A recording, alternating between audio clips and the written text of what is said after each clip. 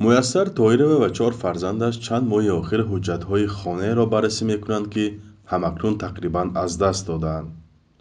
مادر خانواده به غیر از این خانه که حالا زندگی میکنند در گوشه دیگری شهر خوجند به نامش یک خانه دیگر دارد، اما حالا به آن درآمدن نمیتواند.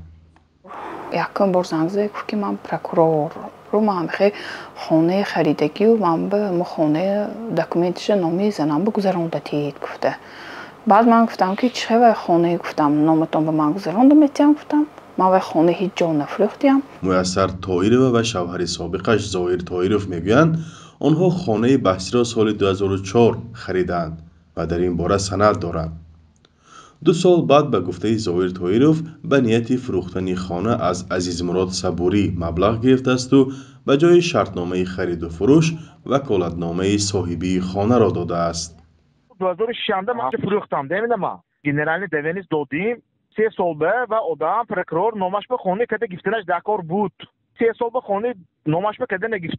ولی میسر طاهرova میگوید او از یگان خرید و فروش آگاهی نداشت و هیچ گونه وکالتنامه را هم امضا نکرده است. در همین حال طبق سندها به گفته زن هنوز هم خانه رسما به نامش قید شده است. муроҷиат кардам ҳама маълумотномаи бурода додам яъне ки ҳолам хона номи ман ба истодааст ягон хариду фурӯш шудагиш не. در همین حال ماه گذشته با دعوای عزیزمراد صبوری دادگاه شهر خوجند این بحث را به فایده خریدار یعنی صلحیش شایوه حل کرد. شایوه همسری عزیزمراد صبوری است. هنگام تهیه گزارش به خانه بحثی رفتیم ولی کسی به زنگ‌های ما پاسخ نداد.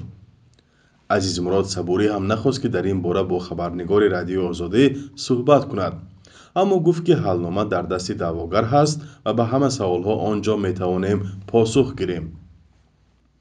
همکنون میسر طاهرova میخواهد از حلنامه دادگاه به زینه‌های بالایی شکایت برد. وی میگوید در مهاجرت کاری پایهایش بیمار شدند و به این خانه نیاز دارد. معلوم نیست که دعوای این زن تا کجا نتیجه میدهد. وی به حجتهایش تکیه میکند و امیدوار است دادگاه حلنامه را بیکار خواهد کرد. دعوا بر سر خانه در تاجیکستان زیاد است و یک بحث دیگر به آنها ضم شد.